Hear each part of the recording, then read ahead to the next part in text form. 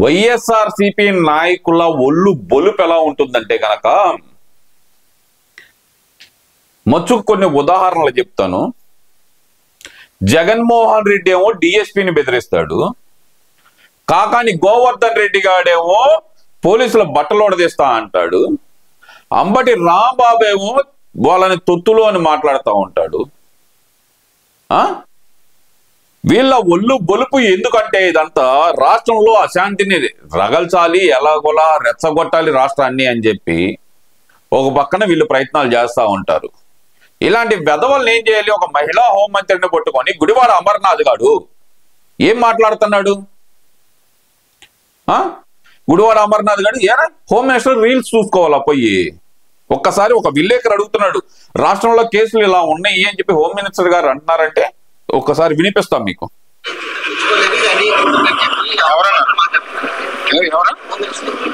Reels చూసుకోమన్నాడు, ఎందుకు వాళ్ళ గురించి రీల్స్ నేను కూడా నా గురించి కూడా ఏదో మాట్లాడినట్టు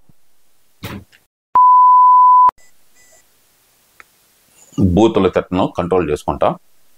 గుడివాడ అమర్నాథ్ అలియాస్ కోడిగుడ్డు మంత్రి. కోడిగుడ్డు, నిన్ను స్ట్రైట్ గా ఒక క్వశ్చన్ అడుగుతున్నాను. గడిచిన 5 ఏళ్ల కాలంలో మీ హోమ్ మినిస్టర్లు 2 మహిళలే కదా? ఎవరైనా సరే ఇలాంటి భాష మాట్లాడారా? తెలుగుదేశం పార్టీకి సంబంధించిన నాయకులు కానీ ఎవరైనా సరే వాళ్ళని చేతగాని వాళ్ళని చేసి జగన్మోహన్ రెడ్డి బొమ్మల్లాగా ఆడిస్తున్నారు వాళ్ళని, వాళ్ళకి పవర్స్ ఇవ్వలేదని చెప్పారు. కానీ రీల్స్ చూసుకోవాలా వెళ్ళి? దీన్ని ఏమనాలిరా? ఏమనాలి నిన్ను? ఏ చెప్పుతో కొట్టాలి నిన్ను? మహిళా హోంమంత్రిని, అది ఒక దళిత మహిళా హోంమంత్రిని పట్టుకొని ఏం మాట్లాడతావురా? అంత ఒళ్ళు బొలిపోయింది నీకు. ఆ బలుపు మాటలు ఎందుకు వస్తున్నాయి నీకు? తగ్గించుకోవా బలుపు. దీని తర్వాత ఇంకోటి ఏదో మాట్లాడుతున్నాడు, విందాం ఒకసారి.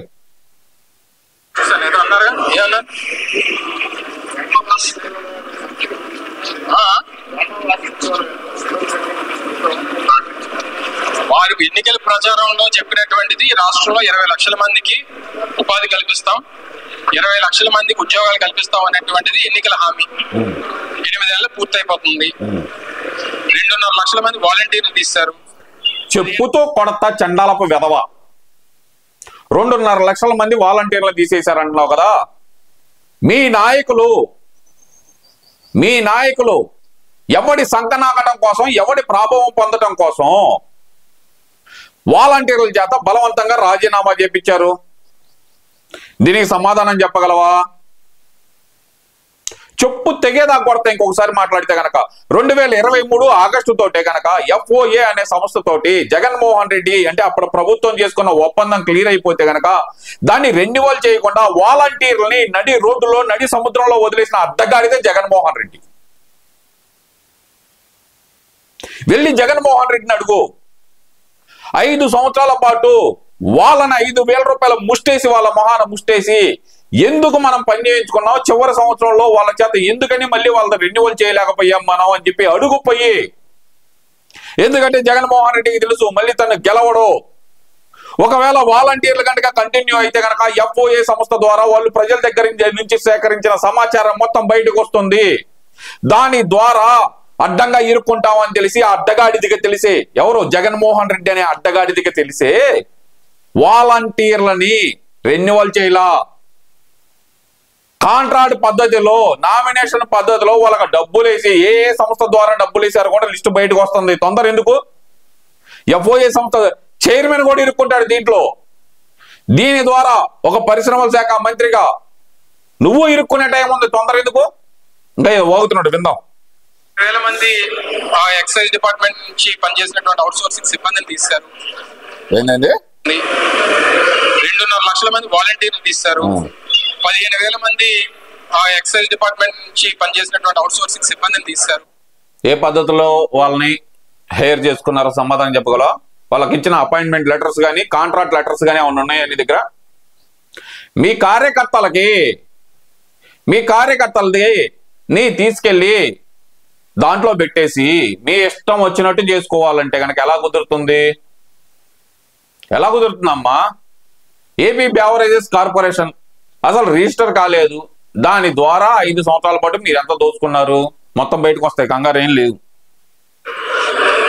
ఇప్పటికే దాదాపు 4 లక్షల మంది ఉద్యోగస్తుల్ని ఈ ప్రభుత్వం అధికారంలోకి వచ్చినటువంటి 8 మాసాల్లో తొలగించింది. చెప్పుతో కొడతా ఎక్కువ అంటే ఇంతమందిని తొలగించి మళ్ళీ కొత్తగా ఇక సచివాలయ సిబ్బంది ఏంటి, రేపు పొద్దున అందరికి జీతాలు ఇవ్వట్లేదు. ఇలా స్టాఫ్ కి ఎవరికి స్టీల్ ప్లాంట్ నుంచి గొప్పగా మాట్లాడుతున్నారు.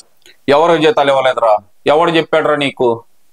జగన్మోహన్ రెడ్డి లాగా 20వ తారీఖు జీతాలు ఇస్తున్నాడు అనుకున్నావా? నెల గడిచిపోయిన తర్వాత 20 రోజులకి 1వ తారీఖు నుంచి 5వ తారీఖు లోపు ప్రతి సెక్షన్ కి జీతాలు పడిపోతున్నాయి.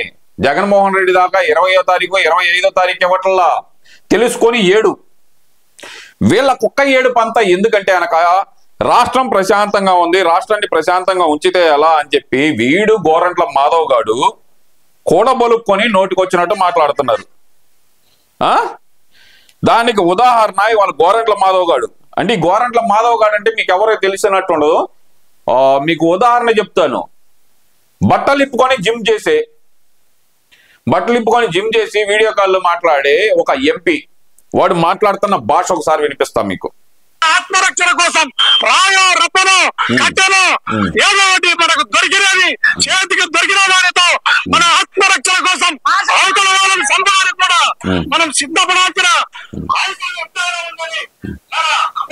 కాంగ్రెస్ పార్టీ లీడర్లకు కానీ కార్యకర్తలు. ఇప్పుడు ఏ చెప్పుతో కొట్టాలరా నిన్ను గోరంట్ల మాధవ్ గా చెప్పు. కానీ కార్యకర్తలు కానీ ఒకసారి చూపిస్తాను, ఆగండి, ఫుల్ వీడియో చూపిస్తాను మీకు. కానీ కార్యకర్తలు కానీ ఈ సందర్భంగా తెలియజేస్తున్నాం, మన ఆత్మరక్షణ కోసం రాయో రప్పలో కట్టెలో ఏదో ఒకటి మనకు దొరికినది చేతికి దొరికిన వారితో మన ఆత్మరక్షణ కోసం అవతల వాళ్ళని సంపాదన కూడా మనం సిద్ధపడాల్సిన అవసరం ఎంతైనా ఉందని.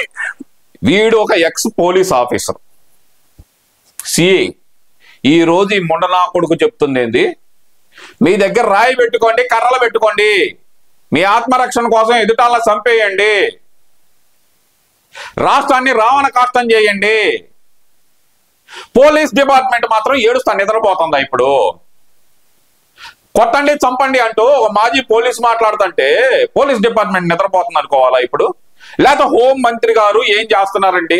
వాడు మాజీ ఎంపీ జనాల రెచ్చగొట్టి మీరు చంపేయండి, మీ ఎలకమాల నేను ఉన్నాను అంటున్నాడు. వాడి మీద కేసు ఎందుకు పెట్టకూడదు? గోరంట్ల మాధవ్ గారికి గుట్టలోడు తీసి నడు రోడ్డు మీద ఎందుకు నడిపించకూడదు? ఎలాగో వాడి విశ్వరూపం చూపించాడు కదా, ప్రపంచం మొత్తానికి చూపించాడు కదా విశ్వరూపం. గుడ్డలు ఒప్పదీసి నడు రోడ్డు మీద అంకుశంశీల్లో రామిరెడ్డిని రాజశేఖర్ కొట్టినట్టు కొట్టుకుంటా సెంటర్ లో నడిపిస్తే కనుక ఇలాంటి ఎదవలకు బుద్ధి వచ్చింది. మీరు కొట్టండి చంపండి అని మాట్లాడుతుంటే కనుక పోలీసు వ్యవస్థ మౌనంగా ఉంటుందా?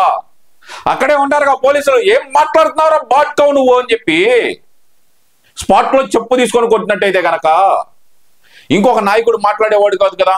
ఎందుకని చేయలేకపోతున్నారు? ఇలాంటి ఎదవలు వాళ్ళు రెచ్చబోతుంది. ఎందుకంటే కనుక జగన్మోహన్ రెడ్డి బయటకు వచ్చేదానికి రాష్ట్రంలో వాడికి శవాలు కాని రావాలి. ఎక్కడికి వెళ్ళినా శవాలు స్వాగతం పలకాలి. వాడికి శవాలు స్వాగతం పలికితే కనుక ఎట్లా పెట్టుకొని వస్తామంటాడు. ఇక శవం కనపడితే నవ్వే శవాల మోహన్ రెడ్డి జనాలను చంపండి కొట్టండి అంటూ ఉన్మాదాన్ని ప్రేరేపిస్తున్న ఇలాంటి ఎదవల్ని పార్టీ నుంచి ఎందుకు సస్పెండ్ చేయలేకపోతున్నాడు? ఎందుకంటే ఇలాంటి వెధవలే జగన్మోహన్ రెడ్డి కావాలి కాబట్టి. ఇలాంటి వెధవల్ని పార్టీలో ఉంటున్న జగన్మోహన్ రెడ్డి ఎంత వెధవనాలి? రాష్ట్రాన్ని జగన్మోహన్ రెడ్డి బయటకు వస్తాను, నేను పల్లె నిద్రలు చేస్తాను, లేదంటే పట్టణంలో పనుకుంటాను, ఏ సందులో పనుకుంటాను, 3 గుంట్లో పనుకుంటాను అంటున్నాడు కదా. వాడు పనుకుంటానంటున్న 3 గుంటతో కాదు, జనాల మధ్య చిచ్చు పెట్టి శవాల దగ్గర శవరాజకీయం చేయడానికి వస్తున్నాడు జగన్మోహన్ రెడ్డి. అది తెలుసుకోండి అందరూ. ఇలాంటి ఎదవలు గోరంట్ల మాధవ్ లాంటి ఎదవలను పట్టుకొని జనాలను రెచ్చగొట్టి జనాలు చంపుకుంటే గనక రాష్ట్రం అశాంతిగా అయితే గనక వాడికి సంతోషం. దీని మీద మాత్రం సుమోటోగా పోలీసులు కేసు స్వీకరించాల్సిందే, లేదంటే గనక హైకోర్టు అయినా సరే కేసు పెట్టాల్సిందే సుమోటోగా. ఏదైతే గతంలో ఎంపీగా చేసిన వ్యక్తి జనాలను కొట్టుకోండి చంపేయండి చంపేసుకోండి అంటే కనుక పోలీసు వ్యవస్థ ఎందుకని సుమోటోగా కేసు నమోదు చేయటం లేదు? ఏం జాలి చూపిస్తున్నారా? మీ మాజీ సిఐ అని చెప్పి జాలి చూపిస్తున్నారా? ఎందుకని? మీ అసమర్థత అనుకోవాలంటారా అది, లేదంటే వాళ్ళ గొప్పతనం అనుకోవాలంటారా? ఆ ఎదవ మాట్లాడిన మాటలకి ఎవరికైనా సరే రోషం పొడుచుకొచ్చింది. మరి మీరెందుకు కాముగా ఉన్నారయ్యా? రాష్ట్రంలో శాంతి భద్రతలు కాపాడాలి అని చెప్పి ఒక పక్కన పోలీసులు అర్ధరాత్రి పూట గస్తీలు తిరుగుతా, రాష్ట్రంలో విజయవాడలో కానీ గుంటూరులో కానీ అర్ధరాత్రి పూట కూడా బైకుల మీద తిరుగుతా పోలీసులు ఇబ్బంది పడుతుంటే, శాంతి భద్రతలు కాపాడాలి అక్కడ నేరం జరగకూడదని కాపాడుతుంటే కనుక నగ్నంగా తిరిగే పుండాకోర్లు జనాల్ని కొట్టుకోండి చంపుకోండి అని చెప్పి ప్రోత్సహిస్తుంటే వాడి మీద కేసు ఎందుకు పెట్టకూడదు? ఈ ప్రశ్నకి సమాధానం చెప్పండి నాకు.